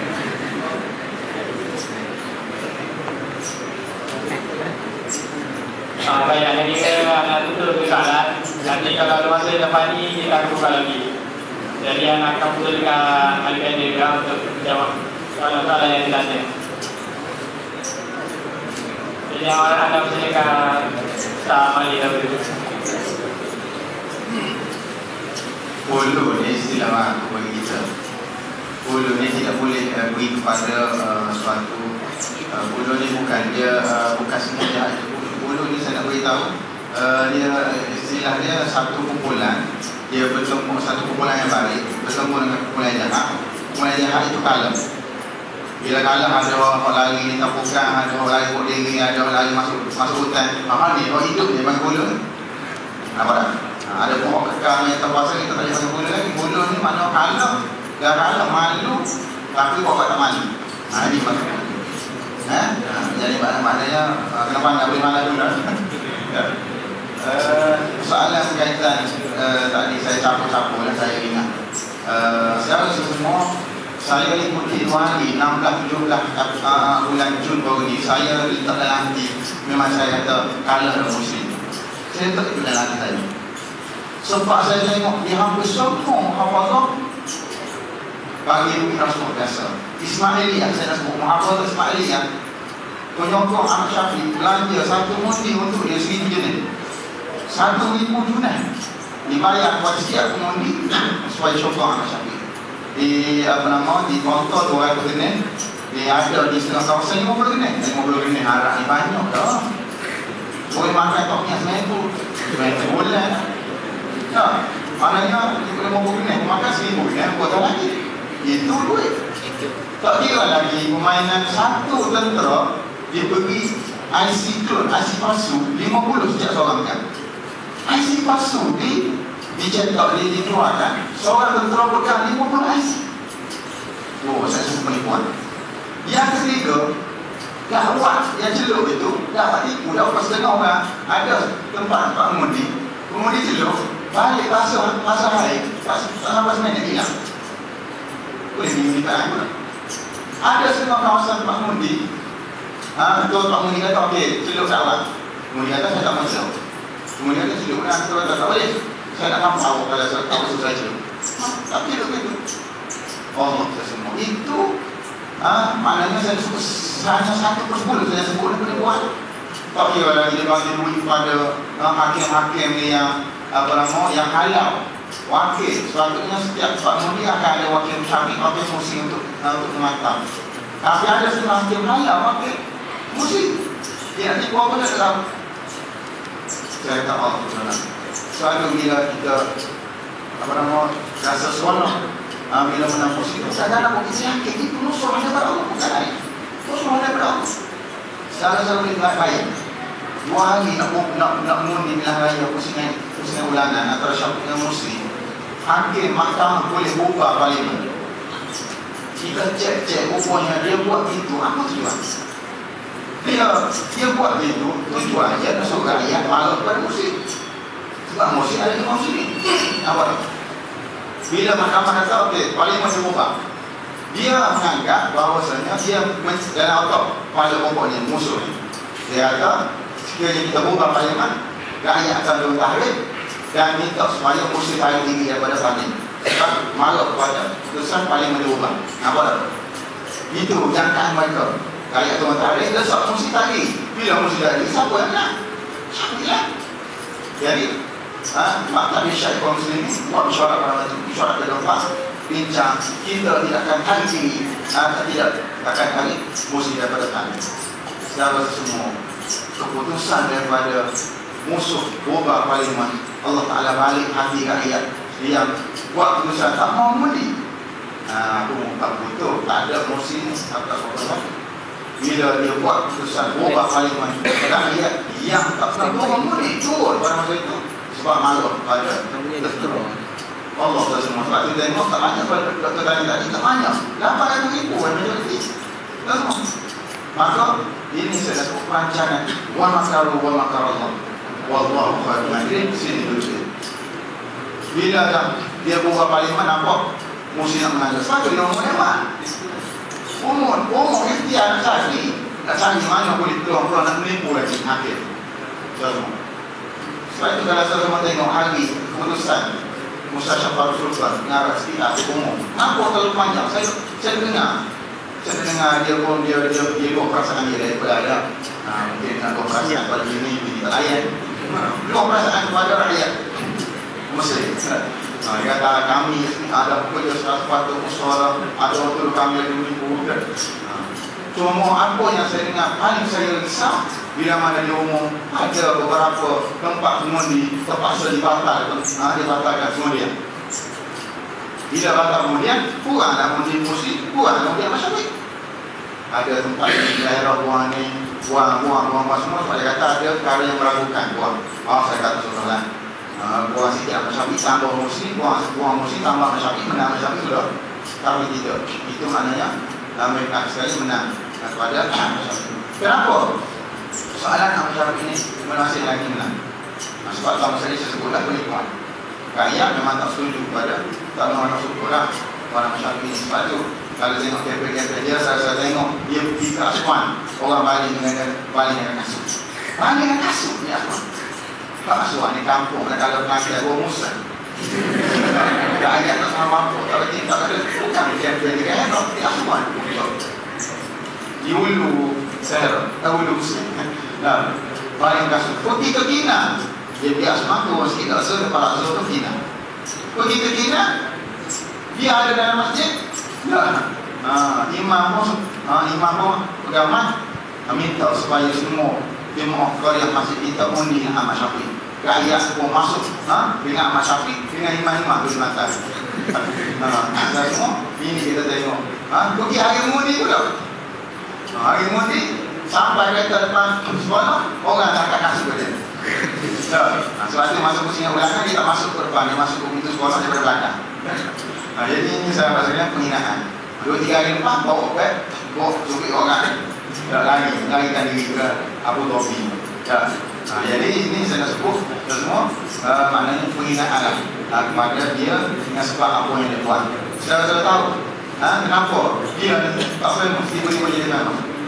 Saudara boleh tengok seperti pasukan DP ni, pasukan Menteri Dalam Negeri, pasukan Hamdullah Polis, semua mereka ni kempen bagi memenangkan Syafi'i. Jadi semua ini yang sekali salah. Yang kedua, kenapa orang sokong Ahmad Syafi'i? Sebab dia ada khibrah. Apa maksud khibrah? Pengalaman. Kita bukan pengalaman pokok dia kaya. Pengalaman pokok dia ada. Dia makro, dia hantar kawan dia makro airport. Kena tengoklah, kena kenal biasa Ahmad Syafi'i tu. Dia masuk airport, besar airport. Inilah biasa Ahmad Syafi'i buat. Jangan kita jadi kacang bukan kulit. Itu saya sebut dia adalah Perdana Menteri Penerbangan Udara. Jadi airport apa yang dia buat, dia perluaskan, dia renovate balik airport itu luar biasa ya. Jadi dia Menteri Perdana Udara. Kemudian masa berlaku revolusi baru ni 25 Januari kita pun tak cakap dah siapa yang jadi negeri lah. Sebab kita tunggu nama kita bila nak diri kerja. Masa itulah Mubarak tukar Perdana Menteri lantik Ahmad Syafi'i jadi Perdana Menteri. Selama 33 hari dia jadi Perdana Menteri, dia upah Samsung, semua Samsung ini dia upah supaya masuk ke tahrir, pecah dan buat kacau di tahrir supaya rakyat balik ke rumah. Ini asal dia yang paling besar sehingga tak ada yang malu. Maka semua ini antara apa yang sebab itu slogan dia kan, Al-Af'al walaysa kalam. Buat je, bukan cakap saja. Dan sekali musim hari an-nahdha iradah pembangunan adalah kemauan rakyat. Jadi semua itu sebenarnya orang kaitan dengan apa sokong. Sebab itu kita tengok maknanya benda yang tak masuk akal Allah Ta'ala boleh buat. Okey, selepas dia tengok musim nak menang, tak ada ikhtiar tu, tak boleh ikhtiar ni tak boleh. Dia pun buat satu cara lagi, dia ubah pendekaan perlembagaan. Sahabat-sahabat mereka tahu ni isu ni kenapa rakyat sampai hari ni masa dia tak ada. Kenapa mereka tak balik rumah walaupun musim dah menang? Sebab pertama sekali, perlembagaan mesti dicabut. Dalam perlembagaan Muslim ada ketentuan 16 keistimewaan kepada Presiden. Antaranya Presiden Ketua Majlis Tentera, antaranya Presiden adalah Ketua Lembaga Tertinggi Polis. Banyak keistimewaan kepada Presiden. Lepas pembinaan lembagaan di bawah tentera ini, Presiden hanya ada 3 keistimewaan. Dia buang berapa? 13 keistimewaan dia buang. Ini rakyat tahu. Presiden tak ada kuasa macam Presiden Mereka. Sebab itu matanya tak kenapa mesti tak jawatan Presiden Mereka. Sebab tekanan daripada rakyat, dan dia pun janji, aku kira sekiranya aku nak lepas jawatan aku sebagai anggota Ikhwan, dan aku nak jadi Presiden buat seluruh rakyat Muslim. Jadi tekanan itu yang diberi, takut jadi untuk membalik masyarakat sebagai boneka, dia mesti sebagai boneka, jadi dia bagi letak jawatan dan kesan tapi yang dia dapat Ikhwan itu masih lagi ada pada diri. Jadi itu semua berkaitan dengan sokongan kepada Ahmad Syafi'i. Ura-ura kata bakal lantik timbalan daripada wanita dan juga Kristian.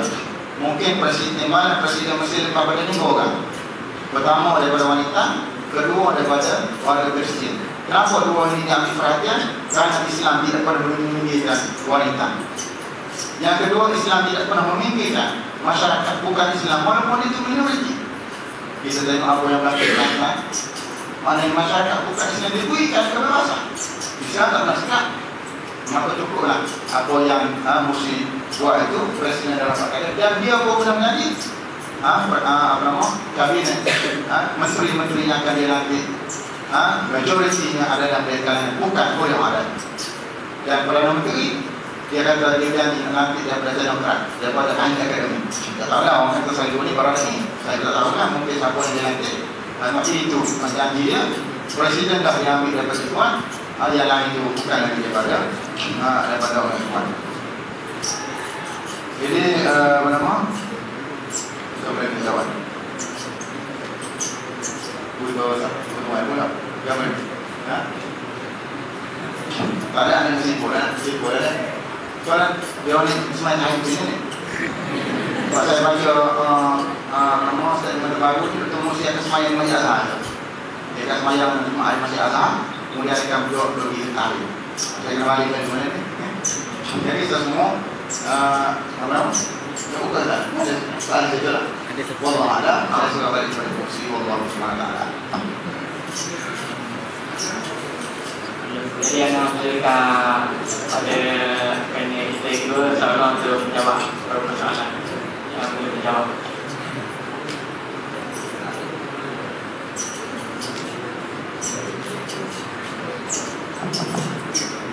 Kalau buat bila soalan di mana nak ambil satu dua perkara lah.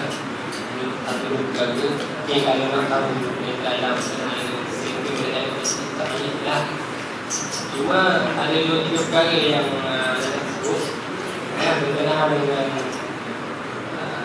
adakah kebangkitan rakyat ataupun kemenangan golongan Islamis di Mesir ni beri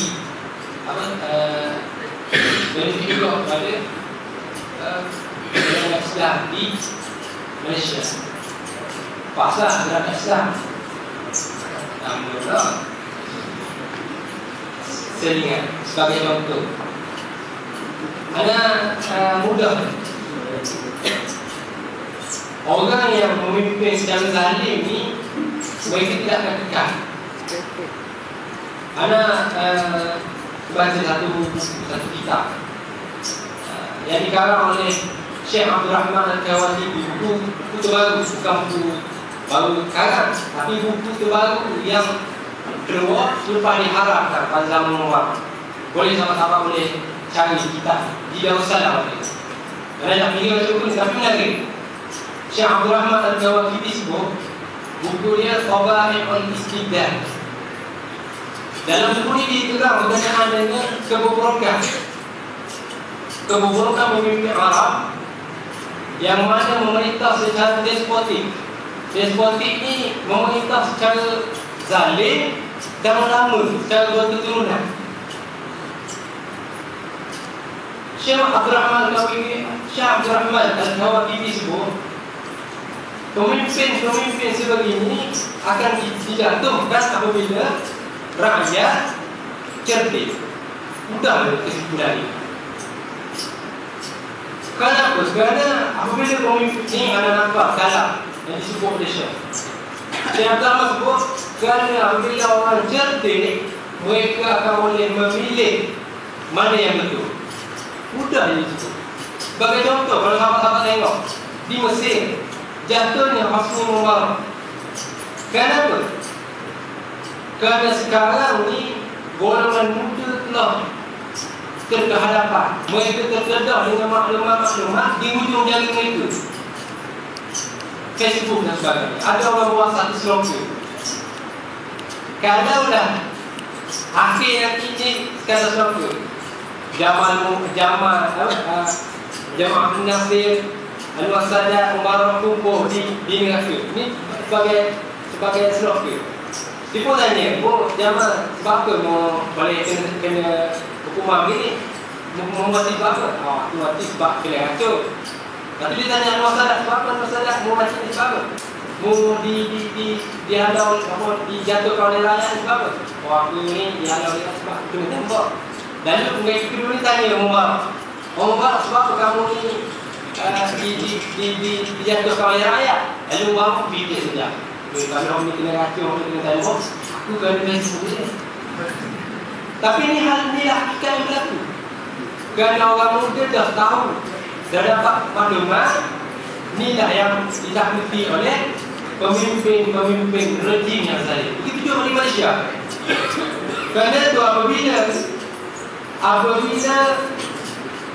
pemimpin nampak rakyat sudah cerdik, sudah buka sikit pemikiran mereka akan takut. Kerana sebab tu kami di Malaysia kena timbulkan berkenaan dengan perkara tentang cara berkenaan dengan isu-isu yang berlaku sekarang, maklumat-maklumat di hujung jari, ibu kita tingkatkan kesedaran itu. Dan anda yakin kebangkitan yang berlaku di Mesir juga akan merembak juga di Malaysia. Kerana orang buat satu teori domino. Pernah mainan domino kan? Nyatu ke pun nyatu dekat. Cek dulu lah. Susah dia main dah. Kan dia main dah. Jangan. Buat satu mainan tu jatuh ke, maka yang hujung akan jatuh. Dan dia begini kata, apabila jatuhnya pemimpin zalim di dunia Arab, maka tidak mustahil pemimpin zalim di Malaysia ataupun di sekitar Asia akan menerima nasib yang sama. Nasib yang sama kepada pemimpin-pemimpin yang zalim di dunia Arab khusus. Dia nak setujulah keyakinan yang kita letak. Cuma macam saya sebut tadi, apa yang disebut Syekh Abdul Rahman Al-Nawab ini kesedaran. Benda ni yang kita kena letak. Benda ni yang kita kena sebarkan. Kerana pemimpin dia akan tutup, dia akan cuba sekat supaya rakyat ni hidup dalam kebodohan. Macam kalau kita tengok Umar Rasulullah ni, rakyat ni tak tahu kerana tahu kan? Tak tahu apa satu, dibodoh-bodohkan. Sehingga mereka berhenti berjaya bertahan hampir 30 tahun kerana rakyat mereka bodoh, diperbodoh-bodohkan oleh pemimpin seperti Umar. Jadi ini yang perlu kita sebut kepada masyarakat supaya masyarakat sedar, masyarakat tahu apa yang berlaku. Melalui kesedaran inilah yang akan menyebabkan pemimpin-pemimpin yang zalim tidak akan hidup dia. Yang kita sekarang dia lah. Saya gerak kat dia. Nampak pun muka macam gantung negara ni. Seperti orang. Jadi terima kasih kepada Abang Desa Tuan di atas yang paling kah. Kepada soalan yang tanya ini. Jadi nampaknya untuk soalan kita stop dulu sebab masa amat menjadi kita. Jadi kita teruskan kepada soalan terakhir kepada Ketua Ahli Bandar. Soalan terakhir ni Ahli Bandar boleh jawab dan seterusnya terus berpeluang bahasa atau wacana ini kepada mana ni. Jadi soalannya nak tanya pada Ustaz. Kalau kita tengok macam ada soalan yang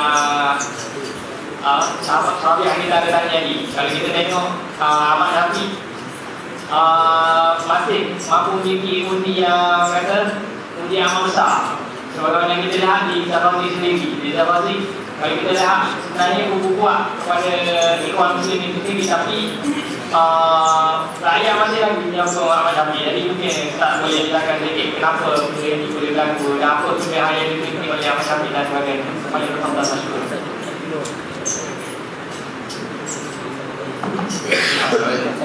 Saya jawab yang sikit tadi lah. Kaitan dengan penipuan ataupun apa yang dibuat selepas daripada pilihan parlimen. Saya nak cerita bagaimana kronologi ya. Selepas daripada pilihan parlimen, majoriti kursi dalam Dewan Rakyat dikuasai oleh parti FDP Parlimen Adalah, yang jelas ramai 235 orang ahli parlimen daripada Parlimen Adalah, 235 daripada keseluruhan ahli parlimen selama 419 orang. Maknanya majoriti. Bila majoriti, speaker dia dapat. Bila speaker dapat, parlimen memberikan satu pukulan yang tidak disenangi oleh majlis tentera. Dia buat macam-macam undang-undang, walaupun apa nama saya boleh sebut kuasa parlimen cukup terhad, sehingga keluarga perkara memerlukan tanda tangan setuju daripada menteri. Ini yang paling teruk. Orang dah, tiba-tiba tetap setuju, tak tanda tangan, apa jangan? Macam misalnya kita, tu tak setuju, tak mahu tu. Tiba-tiba masuk pada apa yang dekat kerajaan Muslim tak tersebut tak boleh buat. Jadi itu duduk dengan kuasa parlimen di Muslim. Boleh buat. Dan baru ini lebih 100 hari apa yang terkeluarkan. Bagaimana pencapaian parlimen cukup banyak. Antaranya dia berjaya membuat undang-undang dan asosiasi. Asosiasi ini undang-undang tidak membenarkan mana-mana pemimpin yang pernah pegang jabatan dalam parti muara dulu aktif terlibat dalam politik selama 10 tahun. Bermula 2011 sehingga 2021. Sebab itulah bila mana undang-undang dilulus, bawa pada tentera, sepatutnya yang kena buang daripada tarik adalah masyarakat. Sebab dia adalah pihak Perdana Menteri dan orang-orang mana. Jadi, bila waktu itu, undang-undang dan parlimen tak boleh. Pasti tidak berkuasa. Maknanya setiap agama juga masyarakat. Bila begitu, orang melihat kemenangan di kaum muslimin tidak memberi apa-apa makna. Kesannya. Kesannya itu sampai pernah presiden. Orang dah tak percaya. Orang dah mula ragu. Betul ke? Kaum muslimin ini boleh memerintahnya sebab dia tidak ada pengalaman. Buat begitu tahu kepada saya mana negeri yang kaum muslimin memerintah sebenarnya. Tak ada. Jadi dia tidak ada pengalaman. Dia cuma ada ahli yang kuat, ahli dari tarbiyah dan begitu lama. Itu saja kekuatan yang ada. Maka sepatutnya